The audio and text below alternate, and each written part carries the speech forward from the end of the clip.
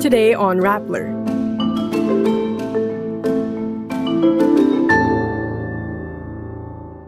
The House of Representatives suspends Kiko Barzaga over reckless social media posts. Porac Mayor Jing Capil is ordered arrested for graft in relation to the raided Lucky South 99 Pogo in his town. Protesters at the second Trillion Peso March call for an end to political dynasties and hold officials accountable.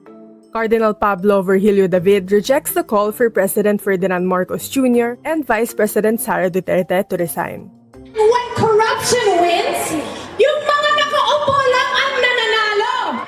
And Catriona Gray delivers a powerful speech during the second Trillion Peso March.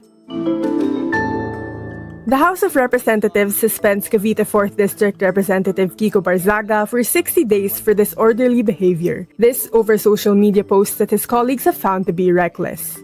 A total of 249 lawmakers voted on Monday, December 1, to adopt the Ethics Committee recommendation to sanction the neophyte lawmaker. Taken in their entirety, the actions of Rep. Barzaga bring contempt, discredit, and disrepute to the name of the House of Representatives. His actions reflected negatively upon the dignity, integrity, and reputation of the House of Representatives as an institution of the members of the House individually and collectively. That repetition of similar misconduct will result to a more severe disciplinary action. The punishment stems from the complaint filed by his former party mates at the National Unity Party. They cite various online posts by Barzaga that supposedly demeaned women and undermined government institutions. Suspension is the second gravest penalty that can be imposed on a House member next to expulsion. A suspended congressman is barred from attending sessions, receiving salary, and enjoying office space in the House. I wholeheartedly accept the decision of the committee, but I maintain my stance that President Marcos must be held accountable for his crimes. Too many people have died and too much money was plundered from the Filipino people for us to stand down now. Porac Pampanga Mayor Jing Capil is ordered arrested by a Pasig court for graft. This in connection with the raided Lucky South 99 scam compound located in his town. As of Monday, December 1, the Philippine National Police is still looking for Capil to serve him an arrest warrant. There is a warrant of arrest out for him and he has sent surrender feelers to the PNP. We will know within this week kung mag-surrender siya. Kung hindi, umpisa na namin yung intensive manhunt para sa kanya. Capil is accused of granting permits to the Lucky South 99 Pogo despite allegedly being aware of its suspicious activities. Lucky South's officer Cassandra Ong and Harry Roque, who helped renew their Pogo license, are both currently evading their warrants for human trafficking. Ong has gone into hiding, while Roque is seeking asylum in the Netherlands. His application has been referred to Austria. Rappler has sent Capil messages to ask for his statement. We will update the story once we receive his response. The Trillion Peso March movement held its second gathering with a call to end political dynasties. Groups marched from EDSA Shrine to People Power Monument in Quezon City on Sunday, November 30.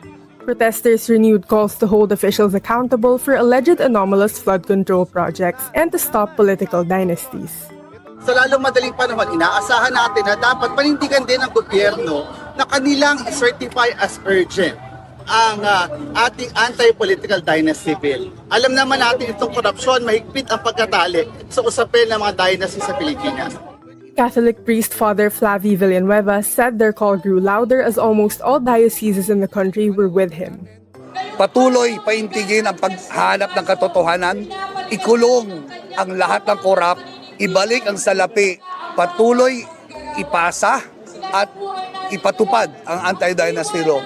At pinakamahalaga para sa akin, ibalik natin yung dangal bilang Pilipino. The groups also want the government to strengthen the independent commission probing flood control and infrastructure projects. Mamamayang Liberal Representative Laila de Lima, one of the Independent Commission Against Infrastructure Corruption Bill authors, says, walang dahilan para patagalin pa ang mga batas na yan.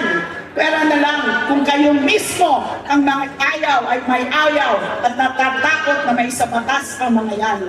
Malinaw, hindi lalabas ang buong katotohanan kung patago ang mga galawan, kung tingi-tingi ang diskarte.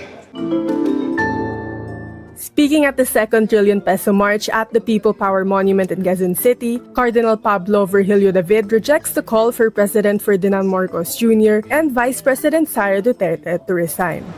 Iginagalang naman po natin ang mga kapatid nating humantong na sa ganyang panawagan dahil pagod na sa tiwaling sistema.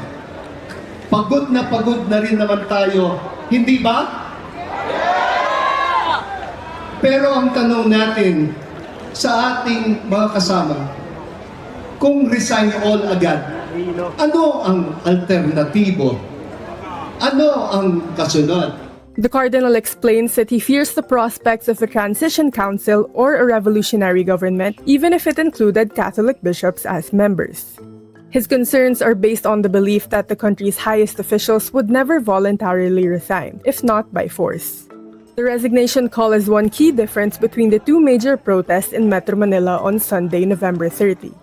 At EDSA, protesters sought to hold both Marcos and Duterte accountable for systemic injustice. In Luneta, the call was for the top two officials to resign. Miss Universe 2018 Catriona Gray delivers a resounding speech against corruption and the misuse of public funds during the Trillion Peso March on Sunday, November 30. Why do we allow this to happen to us again and again? When are we going to wake up? What more do we need? Ilang baha pa? Ilang scandal pa? Ilang nakanaponda pa? Before we finally say, tama na! Gray also notes that while flood control is in the spotlight now, she can't imagine the impact if issues in education, agriculture, healthcare, and other sectors were added to the mix. And when corruption wins, yung mga nakaupo lang ang nananalo. Sila na ang nagpupusog. Sila ang nakakauwi sa mga mansyon sa Amerika. Sila ang nakakabili ng designer bags. Habang ang taong ng bayan lumulubog sa baha, sa utang at sa kahirapan. She also urged the Ombudsman to file cases against those found liable and pressed the Senate to suspend all senators linked to the flood control scandal. She also called on Congress to pass the anti-political dynasty bill. Gray was also present at the September Trillion Peso March. And that's today's wrap. I'm Gina Reyes. Thank you for watching. Click the link below for the full story. For more updates, download the Rappler app.